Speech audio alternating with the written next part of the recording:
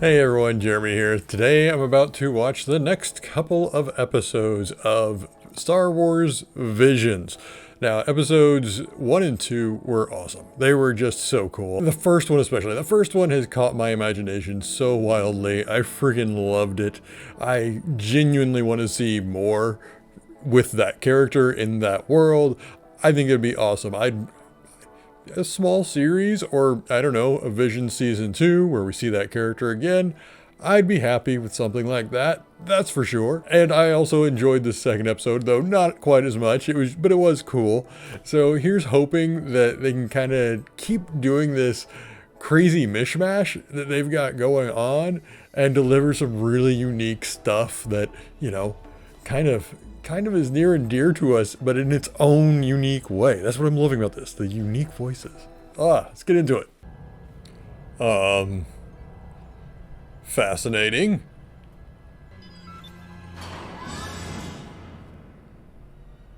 Okay, that's a cool looking mask. What? Okay, I'm getting serious like Kylo Ren vibes. Now I'm getting real Vader vibes. That costume. And now I will finally be able to witness you complete your mission. Wow. I must admit, it has been quite the journey. That mask. The journey has only just begun, twins created through the power of the dark side. Master Ed, Oh. Central Control is reporting that final adjustments to the hypercannon have been completed. It is the same power that is transferred into the dark armor that you and your brother, Master Kare, ran. Once Oh, what? dark energy is unleashed through the ship's hypercannon. There's no need to worry. Oh my. From the moment I was born, I've been prepared to sacrifice everything. The cannon and their suits I have just received an incoming are alert fueled from by kyber Central crystals. B-25. Open fire. Oh, that's freaking awesome. Don't give up. Keep firing. So sorry. This is freaking cool. This is just cool.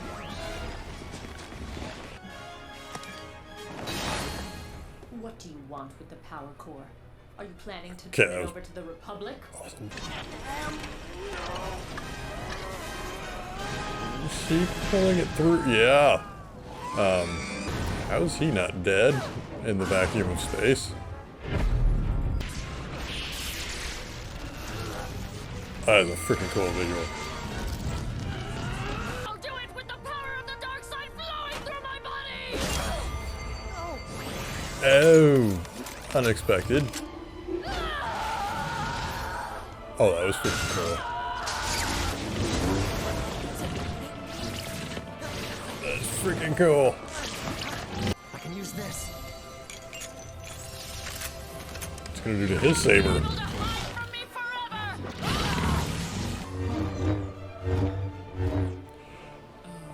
Oh, the colors on it. Freaking love the colors on it. Blue with red. What if I'm not strong enough to save her? Are- What do I do? Are you sure saving her is the best idea in this situation?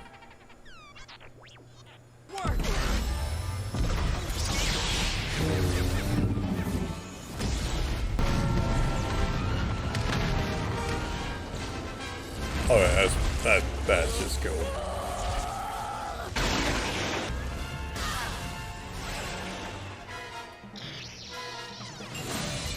I was gonna say, shouldn't that cut her in half too? She's alive. I can feel it. Great shot. Great shot. Why do I feel like that was setting up a sequel? In fact, actually, the more I think about it, I'm going, wait, the first one could have a sequel, the second one, maybe. But it almost makes me think, oh, could we get a season 2 Visions and then have sequels to some of these? That's something I hadn't thought of. That aside, I love the designs they went with in this because they were really cool. I was saying it at the beginning, it reminds me of Vader, it reminds me of Kylo Ren, it reminds me of, it had this way of evoking all the right imagery to me. And her costume was really cool, and his I just loved that.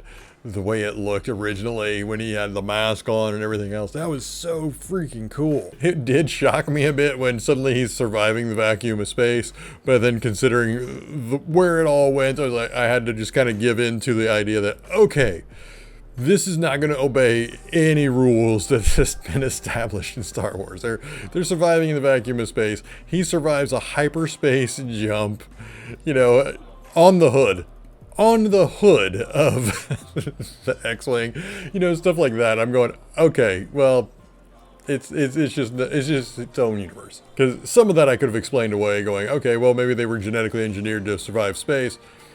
You're not surviving a hyperspace jump on the outside of a starship. That's just no. I don't care how engineered you are. That one's a no. And also a lightsaber being able to cut a Star Destroyer in half. It was a heightened sense of reality, which anime does, and I'm fine with that. It was just one of those, it took me a minute to wrap my head around, oh, that's where we're going. But yeah, I honestly cannot wait to see cosplay of these two because they're freaking...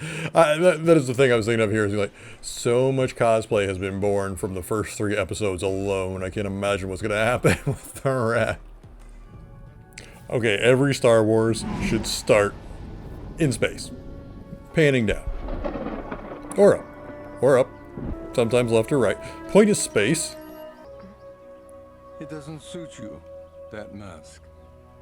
I like that mask. It's freaking cool.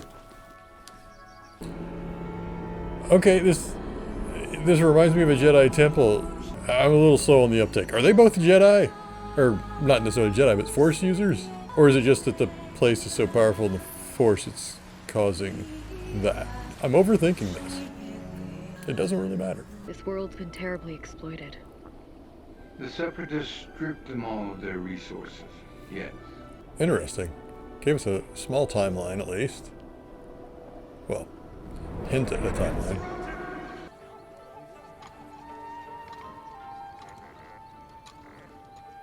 Not particularly All like of it. this seems so wrong.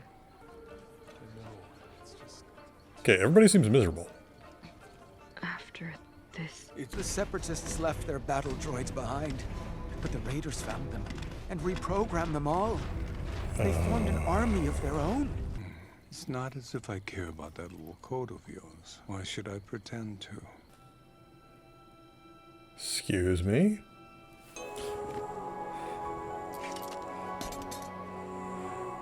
Yeah, I get the feeling she had given up Jedi way. Until you see Injustice. We found this.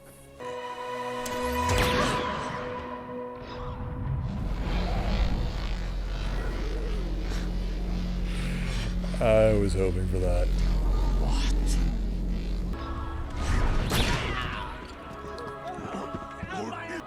you know that the breath of life becomes wind and will always respond.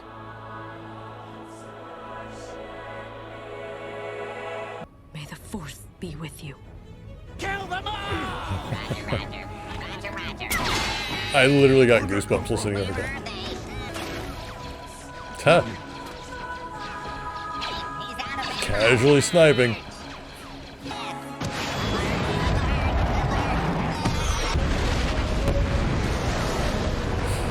Okay, wasn't expecting that. I am a Jedi. Ooh. Ooh. That lightsaber. Ooh. Pretty sure Sand was still on that. Yep. Freaking awesome. Freaking awesome. The sword was awesome. She was awesome. The sword was awesome. But, you know, it was just this beautiful little tale. And that's what I loved about it. It was very quiet, very serene.